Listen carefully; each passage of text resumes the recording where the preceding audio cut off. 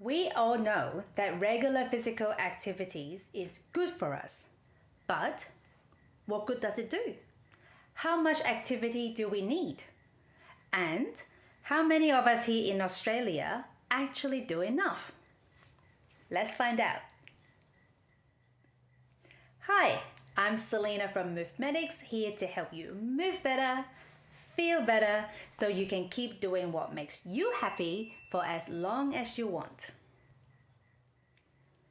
So what is so awesome about doing regular physical activities, and why should you care? Well, the many health benefits of regular physical activities includes it helps us live longer. It helps to prevent heart disease, high blood pressure, type 2 diabetes, and many different types of cancer. It is especially protective of breast cancer and colon cancer. Now, these ones I've just mentioned, we've actually known for a while. What I am really excited to share with you today is that we can now confidently say, because we have evidence, that regular physical activities help support our mental health. It helps to reduce the risk and the symptoms of anxiety and depression. Now, this is really close to my heart because I've had depression in the past and I live with anxiety, and my personal experience is most definitely that my regular movement habit, which is a part of my self-care routine, is vital for my mental health. So this is double thumbs up from me. Regular physical activities also support our cognition. So things like your memory, your processing speed, and your executive function. It helps to reduce the risk of us developing cognitive impairment, such as Alzheimer's disease. And perhaps the most immediately relatable one is that it helps us sleep better. And who wouldn't want a better night's sleep?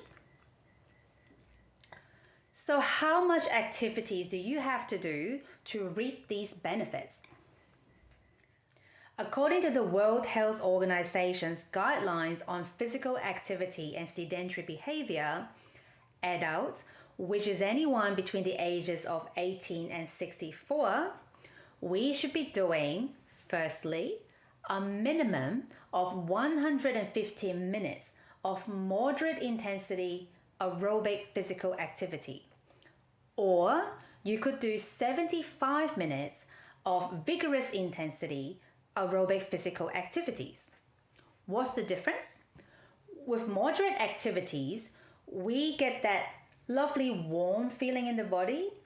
Our heart rate is elevated. We are breathing faster, but we can still hold a short conversation. With vigorous activity, on the other hand, we are breathing much harder and faster. Our heart rate elevates further, and we really can only say one sentence at a time. So you can either do 150 moderate or 75 minutes vigorous, which means 2.5 hours of moderate activities or an hour and 15 minutes of vigorous activities, which is actually very doable. But that's more. Secondly, we should be doing 2 sessions of strengthening activity at a moderate or higher intensity that involves your whole body with all the major muscle groups. The benefit you get from doing strengthening exercise is in addition to what you get from doing your physical activities. Thirdly, we should also be actively limiting our sedentary behavior. What's sedentary behavior? Well, that's pretty much everything we do sitting down. So I'm sedentary right now making this video. And if you sit on your way to and from work, on a bus, on a train, on a car, that's sedentary. If you have a sitting down job, that's sedentary. When we sit down to watch TV or use our devices, that's sedentary. And I'm a musician, so when I sit down to play piano or work on my music on my computer, that's also sedentary. And that is what we want to reduce as much as we can. And if you can't, we want to move more so we balance it out. So, how do you fare so far? And how do we fare in Australia? I'm afraid I don't have good news to share. Only 55% of adult Australians meet the recommended guidelines of physical activities. Now, because we can't have 1.25 person, we can only count a whole person. 55% means 1 in 2 people are meeting the guidelines. And that also means every second person isn't doing enough. What about strengthening exercises?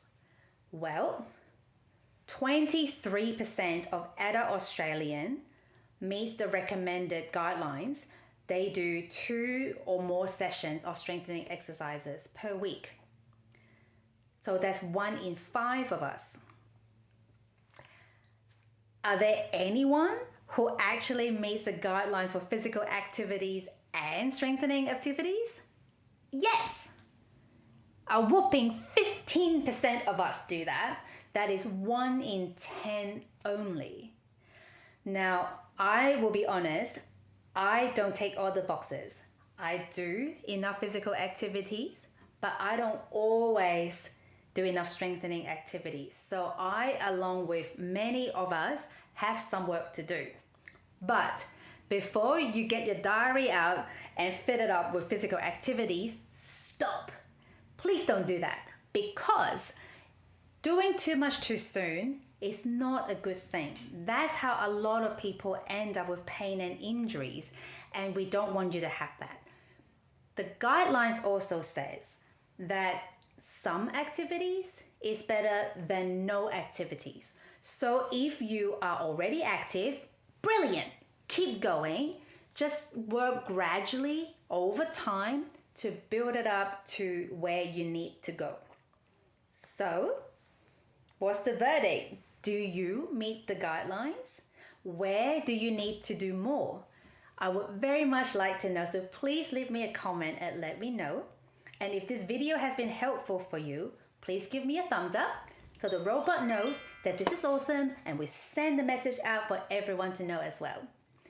And please also share this video with your friends so they also know how much they need to do.